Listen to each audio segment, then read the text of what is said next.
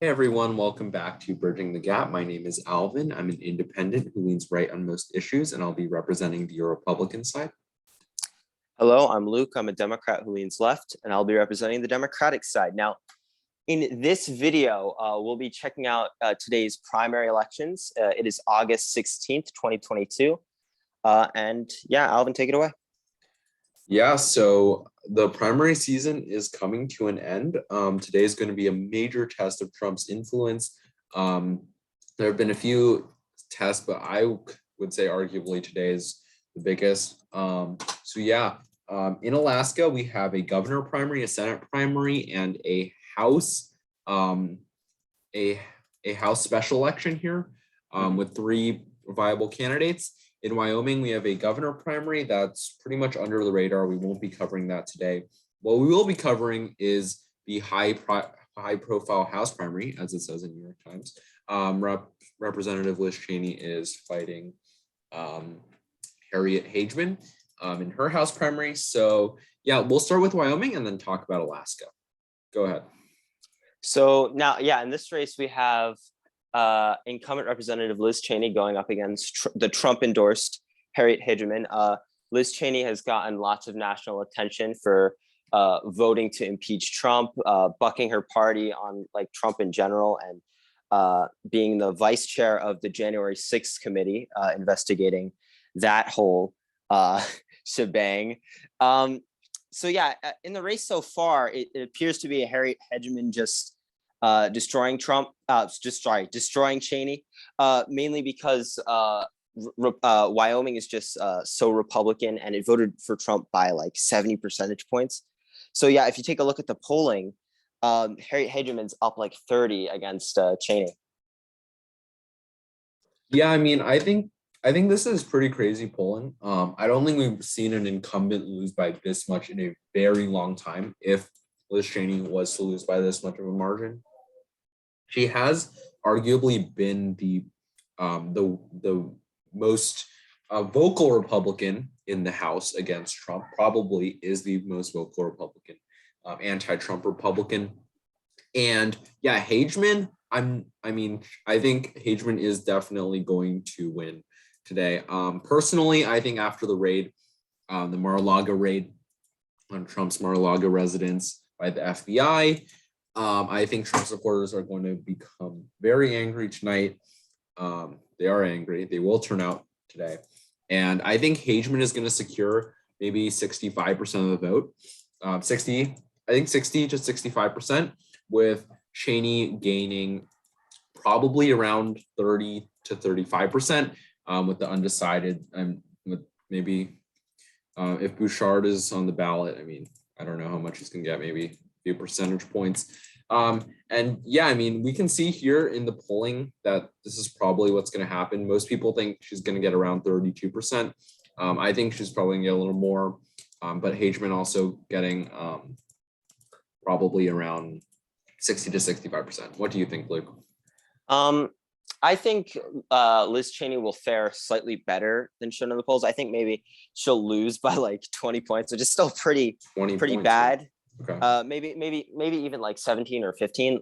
Why do I say this? Is because Democrats and independents in Wyoming have been registering as Republicans just to vote in this primary to try to defend Cheney's position.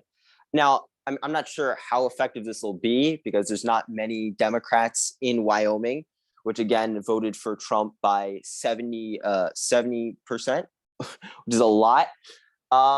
Yeah, I don't know. I think Cheney's pretty dead here though. So you think Cheney is going to get like 38% or so of the vote? Yeah, I would say so. Maybe even like 40. Maybe even 40. Yeah, Bouchard's probably going to get like 5%. So if we take that out and Hageman wins by 20%, that'd be like what?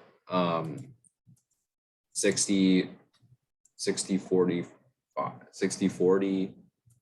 I'm not sure how that really pans out in the moment here. Maybe like 55. I don't know. If he gets 5%, then Hadrian's winning by like 25% or something, right? Anyways, let's move on from that race. We have our predictions locked in. You have her at Cheney about 38. I have her about 35. So let's go. Let's head over to Alaska's gubernatorial race. Yeah, Alaska is doing a jungle primary. Essentially, what that means is in their primary race, all parties get to vote for any candidate they want. And the top 4 candidates move on to the general election. In the general election, they'll use ranked choice voting to pick their governor, senator, and representative in the House. In the governor election, in this governor primary, it's pretty set in stone who's going to move on to the general election. There's incumbent governor Mike Dunleavy. Dunleavy, I've been choking this name since this channel started. Former Governor Bill Walker and Democrat Les Gara, they are all expected to move on. So this race isn't really too exciting. I mean, the more exciting part is who's going to be the 4th person. Is it Von Imhoff? Is that 4th place here? Yeah, I mean, this race is not really interesting. Least interesting race, which is why we were talking about it first. I think with these betting odds, I think Dunleavy's definitely going to win, but I don't know. Yeah, Walker could pull something out of his like sleeve. Gara's dead. That's just my brief analysis. I have no predictions on how much each person's getting. Do you? Yeah, not really. Again, this race is not really that important tonight. Yeah. All right. Yeah. Let's head over to the Senate race. This one's a lot more interesting. Yeah. In the Senate race, we have incumbent Senator Lisa Murkowski, a moderate Republican, in the Senate, and currently in the Senate against the Trump-endorsed Kelly Tshibaka. Now, again, this is sort of a Liz Cheney-esque kind of race, like with Lisa Murkowski voting to impeach Trump and Trump kind of endorsing a candidate against her. Now, this is a jungle primary, so we largely expect Lisa Murkowski and Kelly Tshibaka to both move on tonight to the general election.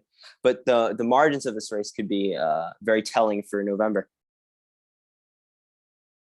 Yeah, I totally agree. I mean, this time I really like looking at the betting odds just because of the jungle primaries, which can make it a little confusing to analyze polls and ranked choice voting, which gets it a little more difficult. Which is why looking at betting odds, which are very interesting, we can see that Tshibaka is widely expected to gain more votes than Murkowski tonight. But we see that Murkowski is favored around 70-30 to be reelected. This lines up with this one poll we have in the case of a general with these 4 candidates. We have the Democrat only cracking 20% before he's completely kicked out. And it's going to be between Tshibaka and Murkowski. But we have the Democrats' votes largely going to Murkowski, obviously as the more moderate Republican. Probably some uninformed voters just choose Tshibaka, even though it's probably not in their interest to. However, I think Tshibaka has a shot, as we went over in our Senate video, which we did as our first video on this channel. I said Tshibaka has a very real shot. I think these odds are probably pretty accurate, 70-30, but maybe it's like 65-35. I mean, if you're behind like 4 points with one poll and it's in July, and it's sort of, Tshibaka has that energy with the Trump base. If Trump does more rallies up there, I think she could take this one. I think we're going to stick by our prediction that in November that Lisa Murkowski will be on top, but tonight that's not really the focus. Let's see. I mean, we need to see more polling. Maybe another poll shows Tshibaka, right? So we'll see. All right, now let's move on. The best one, the most important election of tonight, the special election. Unless Cheney wins. Unless Cheney somehow pulls an upset in Wyoming. But this is shaping out to be the most interesting race, a special election in Alaska for their House seat. Now, here we have Sarah Palin, for a former governor and vice presidential candidate. She ran alongside John McCain in 2008. Nick Begich. Begich is a popular name in politics in Alaska. a popular Democratic Alaska family, rather, but this guy's a Republican. And then we have Mary Peltola, a Democrat. She's running as a Democrat in this race. So yeah, this one's pretty interesting because they're using ranked choice voting, and this is for a seat in the House, very slim majority in the House, and I feel the Democrat might have a shot with this one, Alvin. Yeah, I mean, the Democrat's gonna have a shot if she goes up against Palin in the final round. If she goes against Begich, I don't know how to really say that. Begich, then she's absolute toast. But if she goes against Palin, it's gonna be very, very interesting. If she does win against Palin, I am not looking forward to all the pundits saying, "Oh, well, the Dobbs decision made this happen." But that will be pretty interesting if the Democrat holds an Alaskan seat for what, 5 months. Anyways, again, with this race, I really want to look at these betting odds because with like two polls here, and it's same pollster, don't really know what's going on in Alaska. It's whack. There's ranked choice voting. I really like looking at polls. And polls show Palin at 62 cents as the clear favorite over both Begich and over Peltola. Begich and Peltola. Wow, I'm surprised. Yeah, I mean, a lot of people are surprised when they look at these betting odds, but Predict It has often been right. Honestly, I think I would have Begich over Palin, but you can continue. I'll explain my thoughts. Yeah, I mean, when Begich wins and moves on to the next round, he's clearly winning, and he has about an even chance to advance with Palin according to the polls. But when Palin advances, she doesn't have a guaranteed win, which is why I do think Begich, I don't know how to say it. I'm going to say Nick. Okay? Power through, Alvin. Power through. I think Nick has more of like a 40 or even 50% chance to win this, and Palin should also be down to 50. However, I think every single time I criticize Predict It, they're always right. And it's probably going to be another one of those times. And Palin's probably going to win tonight, probably by a few points over Peltola. So? Yeah, I think so. I mean, if I had to make my own prediction and never saw the betting odds, I'd probably say Nick's going to win. Okay. But now that I see these betting odds, I mean, Predict It's always right. When is the last time they've been wrong, right? But okay.